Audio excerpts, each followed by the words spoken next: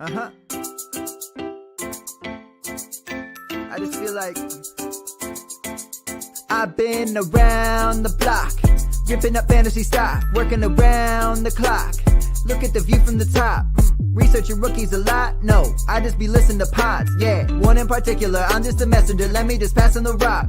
Browning, brunning, pruning, pronouncing ain't what he's doing. What he's doing is not losing, but infusing you with new things. And there's Dennis the Bennett, yeah. The man is a menace, yeah. Building a dynasty, some of the finest things. Promise you won't regret it.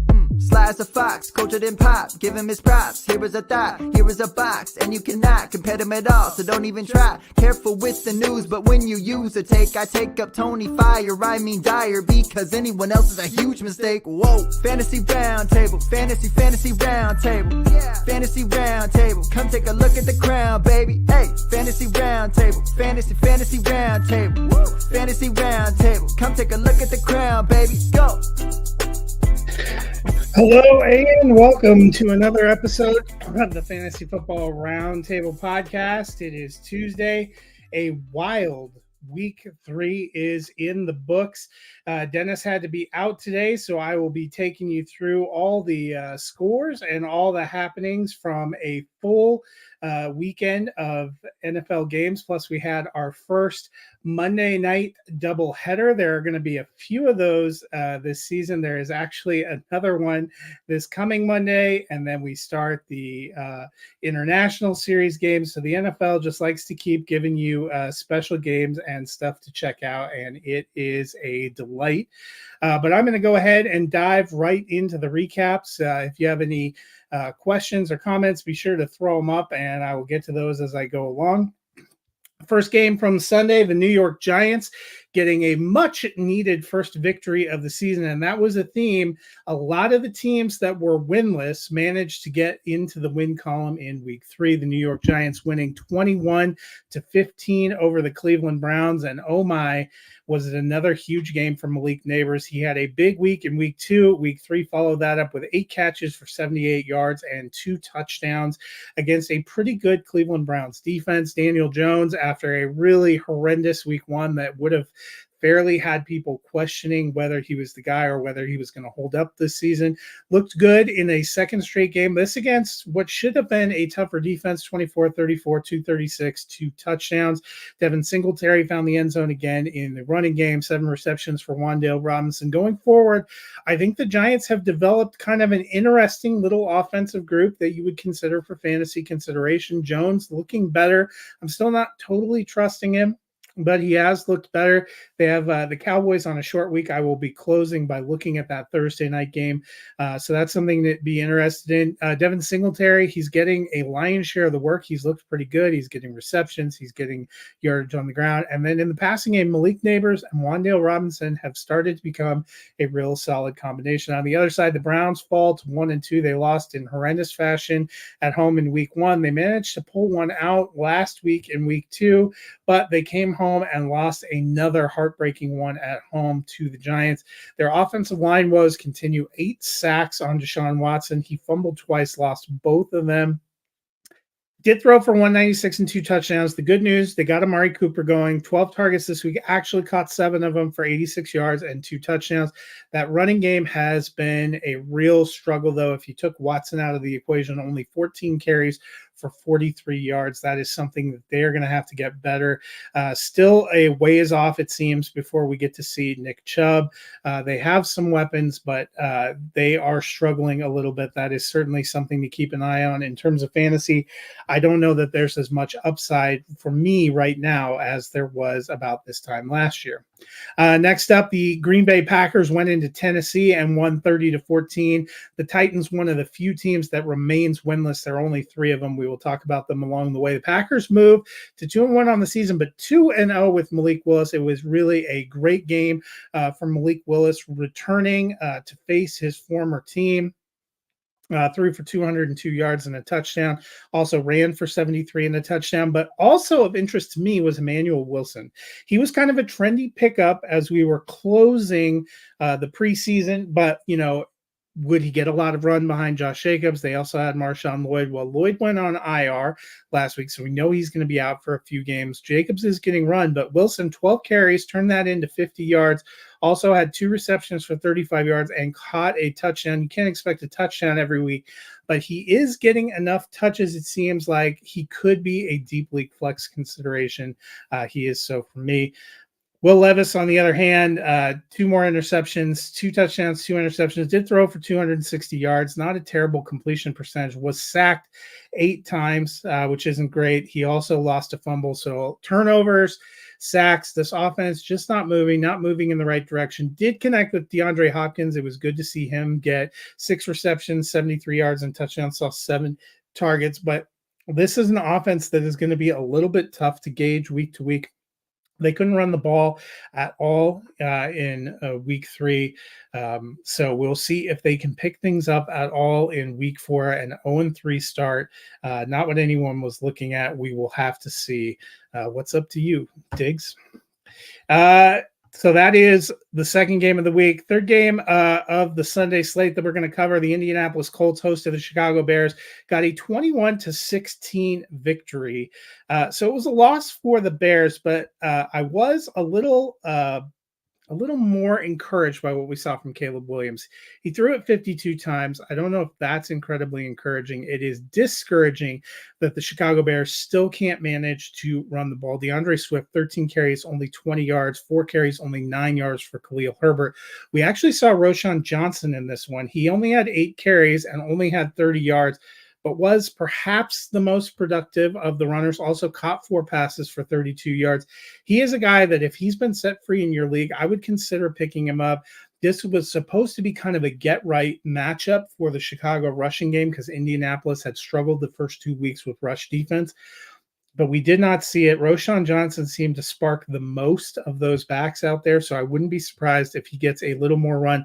They are hosting the Rams in week 4. That is kind of a big game for both teams, both of them 1 and 2, kind of an important time. I was encouraged. Rome Odunze, 6 for 112, 10 for 97 and a touchdown for Cole Kmet, 8 for 78 for DJ Moore, so he got those guys involved. Keenan Allen was out of this one again.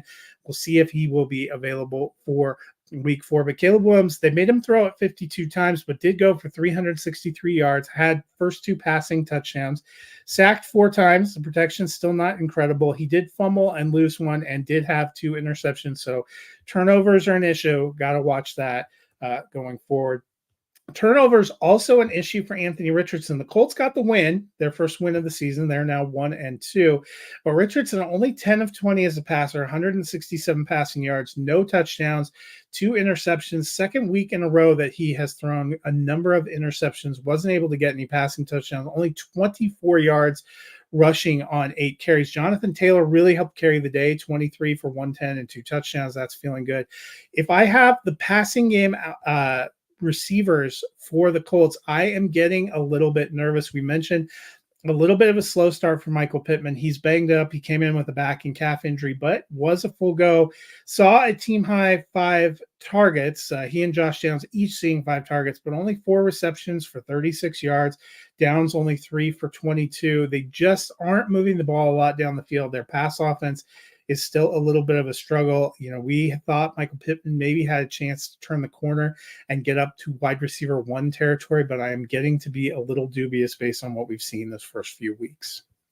Next up, one of the most surprising games of the day, the Minnesota Vikings. A lot of us had questions how good they would be, but they have come out and answered them all. A 34-7 thumping of the Houston Texans. That moves them to 3-0. They beat the Giants in week 1. Okay, but they came home. They beat the San Francisco 49ers, and they really took it to the Houston Texans. That was a very impressive win for the Texans. They weren't able to have Joe Mixon suit up. He had that ankle injury. Dameon Pierce also missing. So Cam Akers was kind of the guy back there. 9 carries, only 21 yards. Honestly, if I'm looking forward, if Pierce and Mixon are unavailable, I don't know that I really want to play a running game option from the Houston Texans. Yes, I know Cam Akers got a reception for 8 yards and a touchdown that kind of saves his day a little bit fantasy-wise, but this did not look like a very great or productive ground game with those guys gone, and there are too many other better passing game weapons. Tank Dell, 5 for 62, a little bit better. Still kind of working his way up there. 12 targets for Diggs, caught 10 for 94. 10 targets for Collins, only 4, but does get 86 yards. So not a terrible fantasy day for those guys. Davis Mills came in and finished this one up. The Texans are at home against a winless Jaguars team in week 4, so be curious to see how they do. Meanwhile, Minnesota, they just keep on rolling. Sam Darnold continues to look good through 4 passing touchdowns, 17 to 28, only 181 yards, but you don't need to throw for a lot when you got that going on. I really like what they're doing. Aaron Jones has been a very stabilizing presence in the backfield, had 100 yards on the ground, also caught 5 for 46 and a touchdown. Justin Jefferson has been great. Jalen Naylor has really stepped up, and they're only going to get better on offense. Jordan Addison missed his 2nd straight game. Maybe he will be back and available in week 4. Then they're getting closer to returning TJ Hawkinson. So this is a team that I think we need to start taking seriously in Minnesota. Next up, what was supposed to be one of the games of the day really ended with a flourish, but very slow start. And that was the Philadelphia Eagles at the New Orleans Saints.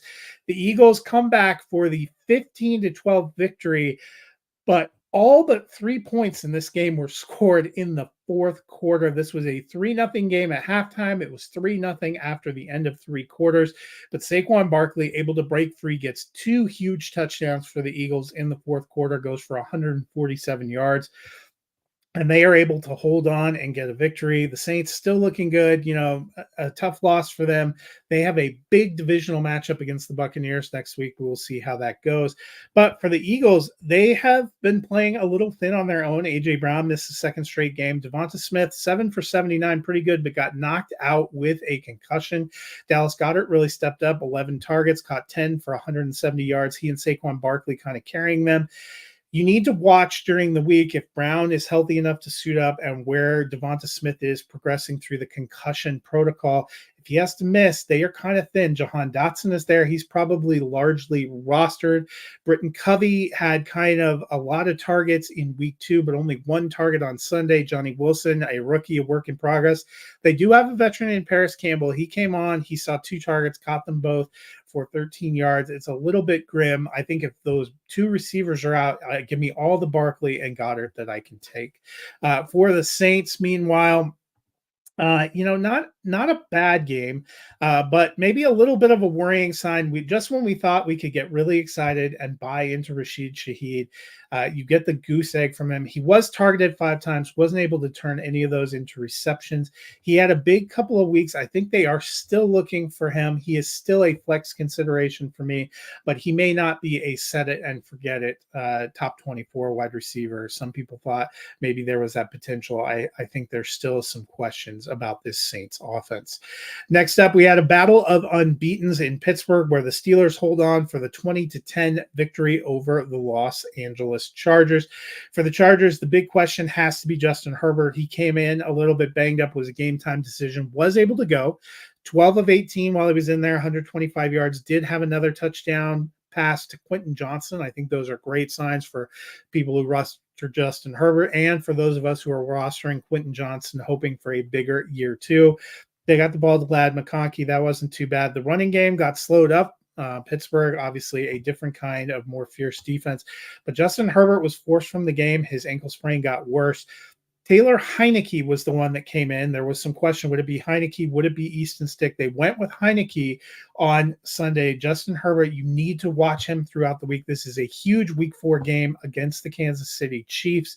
If he can't go, I think Taylor Heineke is the quarterback I want. He should be a trendy waiver wire pickup this week. Meanwhile, for the Steelers, just another victory for Justin Fields. Again, Mike Tomlin came out today. I refuse to say he is definitively the number 1, but it sounds like Russell Wilson still isn't healthy. So it sounds like Justin Fields could be the guy again on Sunday or should be the guy for them again week 4. 245 air yards, touchdown, interception, not bad. Also had a rushing touchdown. You love to see that. Interesting enough, his passing touchdown went to Calvin Austin, who saw 5 targets, got 4 for 95 and a touchdown. He is another guy in deeper leagues I would consider picking up and stashing. I know he only had 2 receptions in the first 2 games, but beyond George Pickens and Pat Freiermuth, it is really a wide open receiver group. Roman Wilson is a rookie. He's been banged up. We haven't seen him get in there. Van Jefferson, Scotty Miller, they're kind of journeyman veterans. They are what they are. Calvin Austin is the kind of interesting gadget player that we've seen Arthur Smith utilize in offenses in the past. 5 targets. He caught a long bomb. I think he's a guy that in a deeper league, given the injury situation and all that is out there, even though we are only going into week 4, he is a guy I would consider picking up. Another of the most surprising games of the day, and the one that actually knocked me out of Eliminator. I don't know what's worse, that I got knocked out of Eliminator or that it was me picking the team playing against my personal favorite team that got me knocked out of Eliminator. But Denver goes into Tampa Bay and laid the wood to the Buccaneers 26-7. The game was really never close. Baker Mayfield under pressure all day, took 7 sacks. They had a lot of trouble getting going. I thought this was an encouraging sign for Bo Nix, 25 of 36, 216 yards. No passing touchdowns. He did rush for another touchdown, had 47 yards on 9 carries. Looked a little bit better, was able to connect with some of the weapons. You're encouraged if you're rostering Cortland Sutton. He saw 11 targets again, caught 7, turning that into 68 yards. Their running game is still a little bit of an enigma. 5 carries for 12 yards for Javonte Williams, 5 for 7 for Jaleel McLaughlin. He does end up getting into the end zone, kind of making up for what looked like a horrendous play call from Sean Payton, but he got in there. Both those guys are also involved a little bit in passing. McLaughlin only 1 reception for 7 yards, which is interesting, but Williams catching 4 for 29, kind of giving him a little bit more of a floor. I'll be curious to see if Tyler Beatty, who they pulled up from the practice squad, ends up getting a little more run. He had 9 carries on Sunday. I don't know if part of that is because they had such a substantial lead, but part of it was definitely his success. 9 carries for 70 yards. Of that, though, 1 43-yard breakout run kind of fed into that. But still a name to watch. I would give it a few more weeks before I was doing anything with him. On Tampa Bay side, I am interested in Bucky Irving. He was a guy that was going kind of in the later rounds of rookie drafts. He looks like he could have a good role in this offense. He looked like the better runner on Sunday, a lot more explosive. Rachaad White had 6 carries, was only able to get 17 yards, but 9 carries for 70 yards for Bucky Irving. He did have one as a 32-yard scamper, but he was hitting the line with some decent power. Also had 3 receptions. So that's good. Rachaad White, 5 receptions for 18 yards, kind of balances things out. It was a pretty good day for Cade Otton. He got 8 targets. I think that had a little bit more to do with the defense. Chris Godwin, a good day. Tough day if you have Mike Evans. Better days are coming. He had the Patrick Surtain treatment all day on Sunday, and Surtain was really able to shut him down. That's all the morning games. The transition to the later window games, and the theme of week 3 is surprises and also winless teams getting off the schneid. And that was the case for the Carolina Panthers. They made the transition from Bryce Young to Andy Dalton, and it was like night and day. Does raise some more questions about Bryce Young. I still don't think the organization has handled things that well, but it's undeniable that Dalton looked good. He was the first quarterback this NFL season to throw for 300 yards and 3 touchdowns, went for 319, 3 TDs. Got Deontay Johnson going, 8 for 122 and a touchdown. Got Chuba Hubbard going, both on the ground, where he had 114 yards on 21 carries, 5 for 55 and a touchdown through the air. Adam Thielen, 3 for 40 and a touchdown. That was a good sign, but Thielen went on IR today with an injury. He will be out at least 4 weeks. That should mean increased targets for Xavier Legette, possibly for Jonathan Mingo. So that'll be something to watch out for. I think Deontay Johnson's still the number 1 wide receiver there. And let's see what the Panthers do in week 2. Maybe teams will be a little more prepared for what they have to offer. If you are desperate at tight end, Tommy Tremble is a guy I might think about picking up and stashing. Had 3 receptions in week 2 when he came back off of injury with Bryce Young. Had 3 more receptions for 29 yards on Sunday. Again, not a huge level of production, but if you're desperate, tight end has been a really rocky position so far this year. He's giving you 5 to 7 points. If you can get that in a week, that might be a stable enough floor at some point in time. For the Raiders, the quarterback watch is on. Antonio Pierce came out today and said they are sticking with Gardner Minshew in week 4, but Aiden O'Connell did come in 9 of 12, 82 yards and a touchdown in mop-up duty. It is worth watching. I don't think it's a long leash for Gardner Minshew. I would not be shocked if in the next few weeks here, if the Raiders are still scuffling, we don't see Aiden O'Connell get another chance to start. Another guy that's scuffling that we need to watch is Zamir White. His snap count was very low. Part of that could be because they got trucked early, and Alexander Madison is more of the passing down back, as is Amir Abdullah, but only 10 carries, only 34 yards for Zamir White. He's not giving you anything in the passing game, so if he is not getting carries or yardage, he is going to be a tough start. So that is something to pay attention to going forward. Another game that was a little bit tough to watch was the Seattle Seahawks and the Miami Dolphins. The Dolphins are the only team in the NFL this year not to lead for a single moment of regulation in any of their 3 games. They slipped to 1-2, a 24-3 loss to the Seahawks, who moved to 3-0 on the season. Skylar Thompson, 13 of 19 for 107 yards, left with an injury. They ended up having to put in Tim Boyle, but this is a team that had picked up Tyler Huntley. We know Tua is on IR. He is out for at least a few more weeks, but there is no timetable on there. Could be a little bit longer. If Skylar Thompson is still injured and unable to go, or if they don't like what they're seeing, these guys have a huge Monday night game against the Titans next week. Could be an ugly one. I think that Tyler Huntley would be my preferred option to start over Tim Boyle. So Huntley is a guy that is more widely available in leagues. If you're doing a waiver run and you are desperate at quarterback, that might not be a bad speculative ad. Meanwhile, for the Seahawks, second game for Charbonnet in the lead running back role. He was a little more efficient on the ground, 91 yards and 2 touchdowns on 18 carries. Their passing game remains a little bit of a quandary. Last week, we had a ton of targets. Seemed like the big breakout for Jackson Smith and Jigbo we were looking for, but only 3 targets. He caught all 3, but for only 39 yards. On Sunday, DK Metcalf caught 4 for 104 and a touchdown, gave you a good day. They got 6 targets to Noah Fant. He caught them all, 6 for 60. They were very efficient in the passing game, but you're going to have to watch week to week. I don't know if I feel confident in the volume any one of these guys is going to see week to week. DK is still the one I trust the most. Everything else feels like a little bit of a toss-up. It was America's game of the week, and it was a tale of really 2 games. The Ravens building a huge lead, and then once again watching an opponent close quickly in the fourth quarter, but they hung on for the 28-25 win over the Cowboys. The Ravens get their first win of the year. Dallas drops to 1-2, having lost 2 straight games. On the good side for the Ravens, they did remember they had Derrick Henry, and they fed him 25 carries, resulted in 151 yards and 2 touchdowns. You have to really like that if you are rostering Derrick Henry. On the negative side, only 15 pass attempts for Lamar, only 12 completions, and he completed those 12s to a variety of receivers.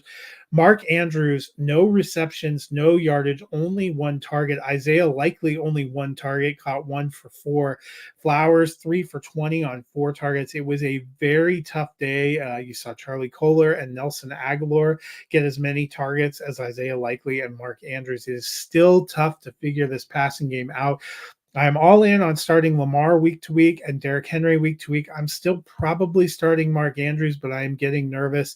Zay Flowers is still a pretty decent start, but it is getting a little tougher. The Ravens are hosting the Bills this week, so that should be a more high-octane game. Maybe we will get a little bit more of a passing game, but when they're running like they were on Sunday, 151 yards for Henry, 14 for 87 for Lamar Jackson, they don't really need to pass, and that is the danger if you're trying to rely on the Ravens receiving core. Meanwhile, for Dallas, it's been kind of a mess. The running game is a mess.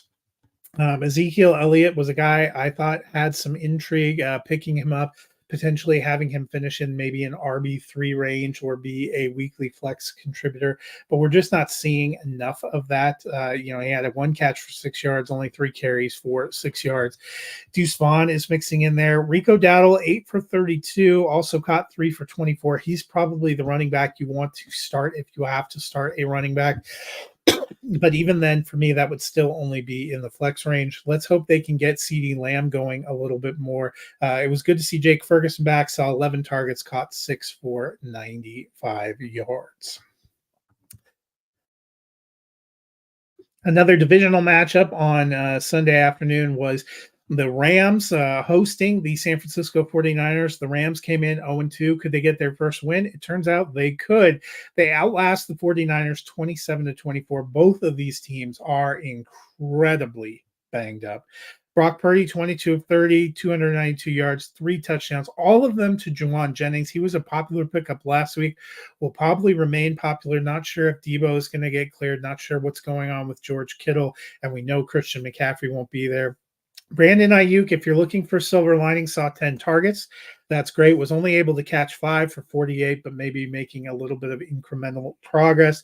Jordan Mason, another solid game, 77 yards on the ground, caught a couple of passes as well. Not as big as some of his previous games, but didn't do too badly. Brock Purdy got banged up a little bit in this one, so that is something that you will want to watch throughout the week. The 49ers just really struggling with injuries right now.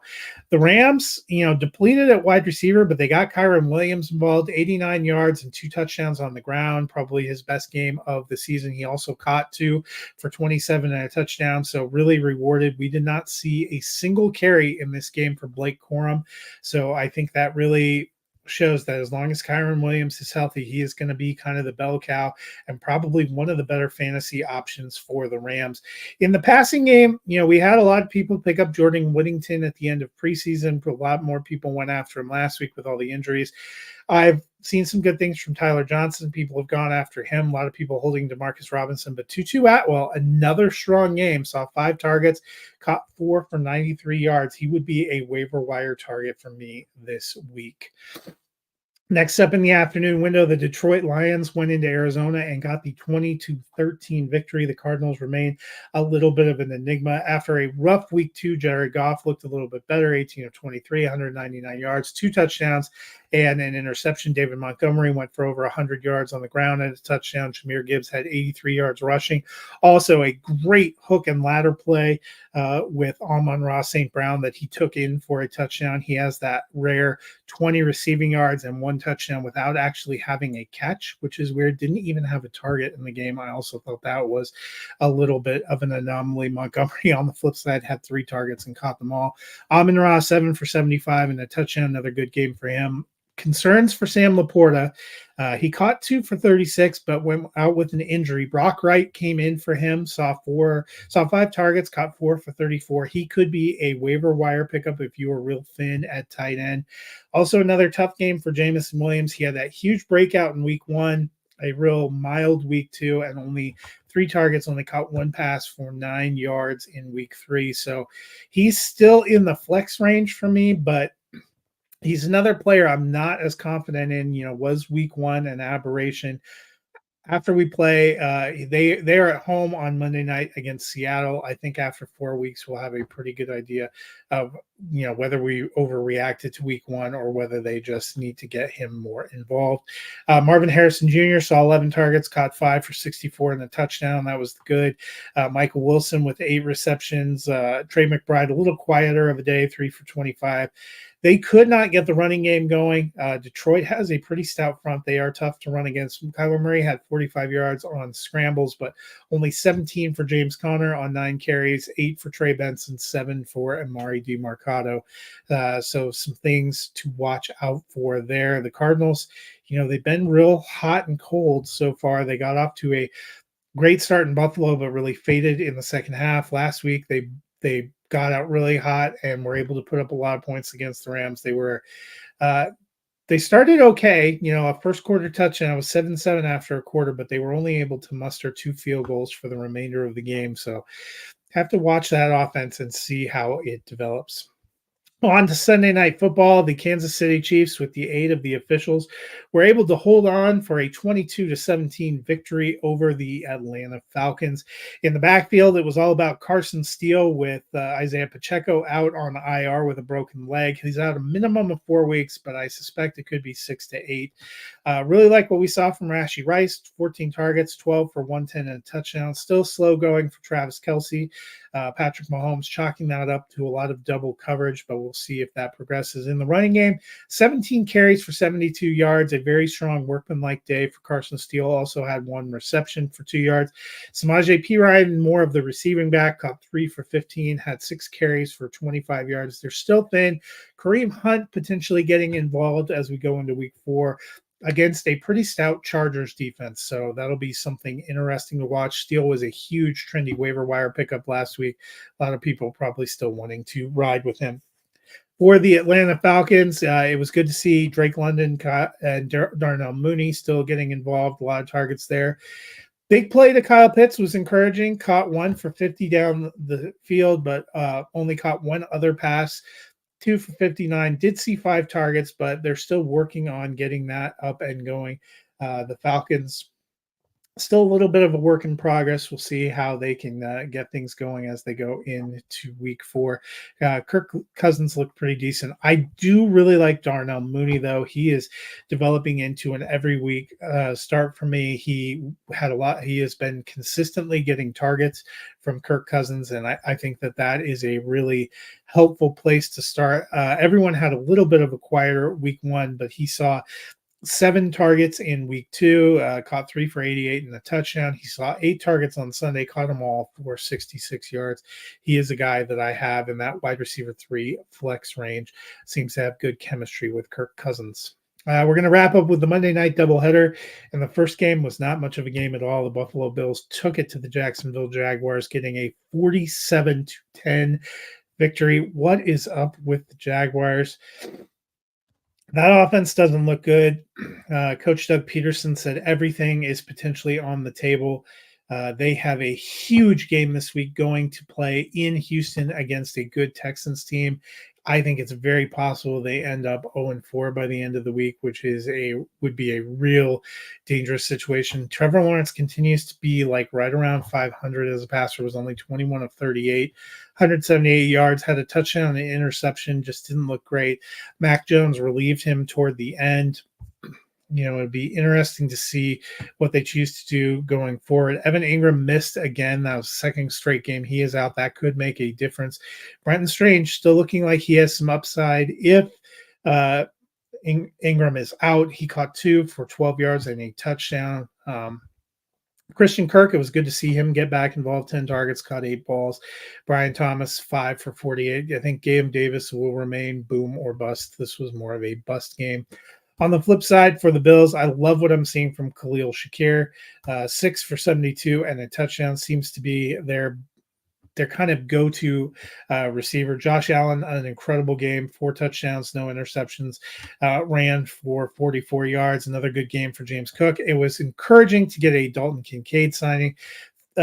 3 for 41 yards and a touchdown, saw 5 targets. They got him involved early, but they are continuing to spread the ball around, and that is going to be something to watch. Keon Coleman does get a 24-yard touchdown strike, but it was his only target of the night, and a lot of other receivers came in and played snaps ahead of him. That is something to watch. Coleman, I still do not feel comfortable enough to say he's a rock-solid flex option. The Bills play the Ravens in week 4, so that should be a fun matchup. And I said it was a week of surprises. We definitely ended that way with the final game of week 3, which was the Washington Commanders going into Cincinnati. I thought Cincinnati was finally going to get off the schneid and get their first win, but they are one of 3 winless teams. They fall 38-33 at home. The Commanders did not punt, did not turn the ball over on Monday night. They looked great. In fact, neither team punted, neither team turned the ball over. It just was that the Bengals were settling for field goals and could not quite get into the end zone enough. Jamar Chase, they started the game with a touchdown for him. They went and got a touchdown to him late, 6 for 118, 2 touchdowns. That's encouraging. Zach Moss getting a rushing touchdown, had 12 for 58, while Chase Brown had 7 for 62. That's encouraging. They're getting the running game going. The Bengals will be at the Carolina Panthers in week 4, so that is a must win if they want to move forward.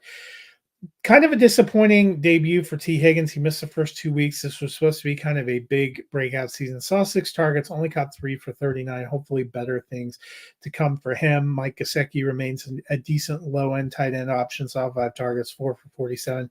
And Andre Iosivas, he continues to impress. 7 targets, caught 5 for 52 and a touchdown. Looking really good. But on the Washington side, man, Jaden Daniels. Jaden Daniels and Malik Neighbors is the race for Rookie of the Year right now. Daniel still has not turned the ball over in 3 weeks. I think that's incredibly impressive. Had 12 carries for 39 yards and a touchdown. Threw it 23 times, completed 21, incredible accuracy, 254 yards and 2 touchdowns. One of those touchdowns going over the top to Terry McLaurin. It was great to see him getting some downfield play, caught a 55-yard strike, caught a 27-yard touchdown bomb. I really like what this Washington team is doing. They are going to be a fun team to watch as we move through to see if they have some frisky playoff potential. We got a question that I will take a look at. Which side would you rather have, Lamb and Montgomery or Rice and Kamara, 0.5 PPR? I think that I would still take Lamb. They locked him up with a long-term deal. We know where he's going. And I have liked his pairing with Dak. Kamara, I don't know what we're going to get beyond this year. It's a real toss-up. I really like what we've seen from Rashee Rice, but there are a lot of options still in Kansas City. And I think if I'm really just looking at the receivers there because I think there are long-term questions about both running backs. While they have decent value in 2024, I think I would lean toward Lamb. Before I get out of here, we have Thursday Night Football. Week 4 kicks off with the Dallas Cowboys 1-2 at the 1-2 New York Giants. We need to see more from CeeDee Lamb. Only 4 for 67 in that game on Sunday. That was a little bit disappointing, but the Giants' pass defense hasn't been great, even though they were able to hold the Browns in check overall. We still saw a pretty huge game from Amari Cooper, who caught 2 touchdowns. I think they need to feed CeeDee Lamb. I will be encouraged to see that. Dak and CeeDee Lamb are probably the only Cowboys I feel great about. Tight end Jake Ferguson. Those are the 3 I feel good about starting. If you're kind of desperate or if you're looking for a flex, I would go Rico Dowdle over anyone else. Brandon Cooks had a good week 1, but has been real quiet. Not sure he's getting enough volume to be sustainable. Same with Jalen Tolbert and the rest of those passing game pieces. Meanwhile, for the Giants, they got a big win on the road last week. They would love to get a huge home win here. I think they have a chance. This Cowboys defense has been reeling. We need to see if they can get any better. As I said, Singletary, Neighbors, Wan'Dale Robinson, all start considerations for me, depending on how you are set at quarterback. I might even consider Daniel Jones as a low-end super flex. This one could be more of a toss-up than I thought it was going to be a few weeks ago, but I am still leaning toward the Cowboys getting their second win here, so we will see how they fare. Well, that'll do it for me today. Dennis should be back on Friday when we do a full preview of all of the Week 4 games, as well as talk about the Thursday Night Football game. So until then, I hope you guys have a wonderful week.